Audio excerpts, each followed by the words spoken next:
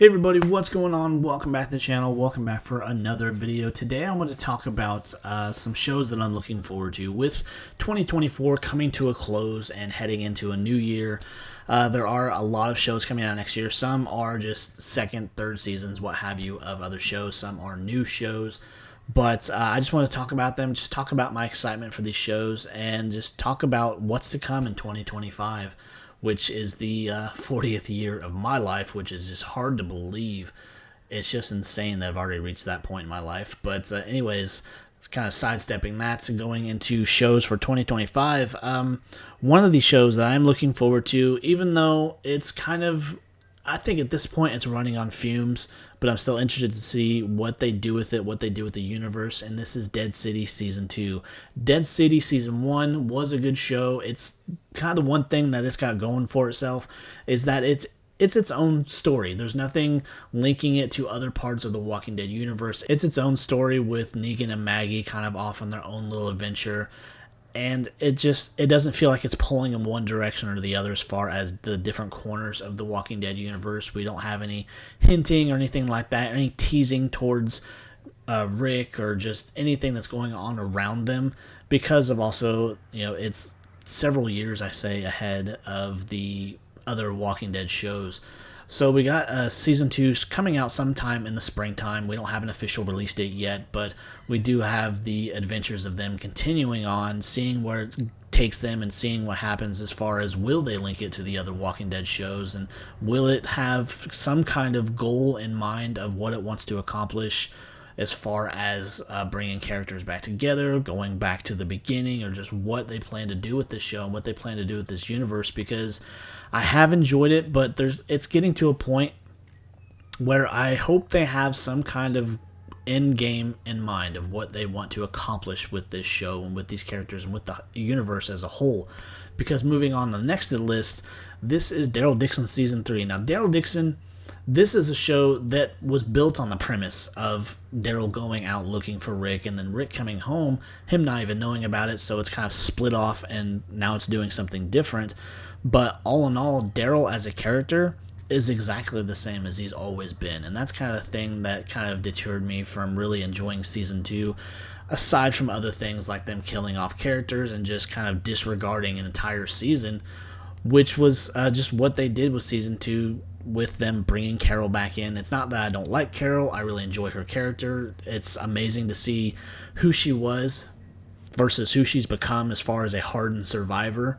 But the way she was just kind of wedged back in there after original plans did not work out like they were supposed to, and she was brought back into the fold.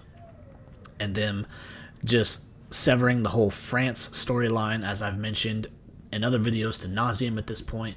But to see them do that and just it be no different to what we're going to get next with Season 3 moving on into Spain, with no goal in sight of what the whole point of the show or what they plan on doing as far as maybe reuniting with people down the road, or what they just plan to do with the Walking Dead universe. Because there's talk of other spinoffs, but I don't think they're going to really go anywhere, because right now the biggest question or biggest complaint amongst the fan base is, are we ever going to get a reunion?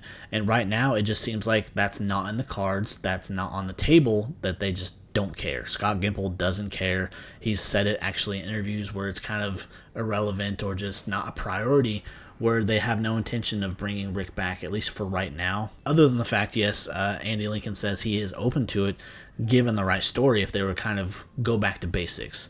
But on top of that, too, with our theme of apocalyptic shows, at least for this short little round, is The Last of Us Season 2. Now, Last of Us Season 1, very good. I like the way that they were to adapt what they could from the video games into the show, and it was done in a way that it was just good. And the visuals, the acting, the production value, all of it behind it just worked. Yes, there were at least one episode where people had a lot to say, of course, because people are just going to spew their opinion whether you want it or not. But it did very well. It stayed very faithful to the game. Now, with the second season coming out, and as you know, if you have played the second game, very controversial, had a very split fan base as far as saying it was good or was bad. I'm kind of right there in the middle. I understand it had to go the way it did, but I have to say that I did not enjoy it as much as the first game, but I'm still looking forward to the second season to see what they do, if they change anything, and because of the fact that they are taking that second season and splitting it into 2 parts. So I'm excited to see just how they do it and what they do with it, and if they're going to deviate from the game at all. But moving on to the next one on my list for 2025. Now, this one was kind of a new addition because I knew it was coming, but I was not really excited for it, and that is Dexter Resurrection. Now, the reason this has been added is because we recently got the other spinoff, which is the prequel to this show, or prequel to Dexter's original series, which is Dexter Original Sin. And the thing that got me excited about this show and the Dexter Resurrection show is because this show picks up immediately after New Blood, which was the first spinoff from the Dexter series, and it ended in a way where we thought he was dead, but it turns out he's not. And it just got me hyped up for this next series, and so we got to see immediately the events following the end of New Blood and hyping us up for this next series, which is due out sometime next year. It comes out in the summer, and it's of course going to be about Dexter surviving the events of New Blood, and I don't know if he's going to go after his son or what's going to really take place in this next series, but with the introduction of Original Sin, it really got me hyped up, which I did not expect, so that's why I wanted to add it to this list, and looking forward to continuing the adventure of Dexter in the next series, so it should be fun.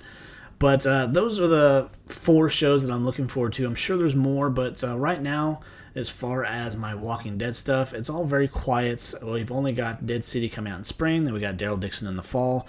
No talk of anything else as far as Walking Dead, which is kind of unfortunate, but then again, they probably need to have an end in mind of what they want to do with this show and with this universe, or what their plans are, because they've all been very hyped up, and they've not been, in my opinion, they've not been worth the hype.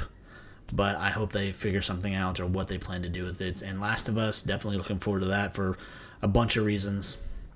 But it should be hopefully a good year for shows. We have a handful of others coming out. Maybe I'll do a video about those too. But anyways, I hope you enjoyed the video. If you did, be sure to leave a like, leave a comment, consider subscribing, and I will see you next time. So take care. Bye.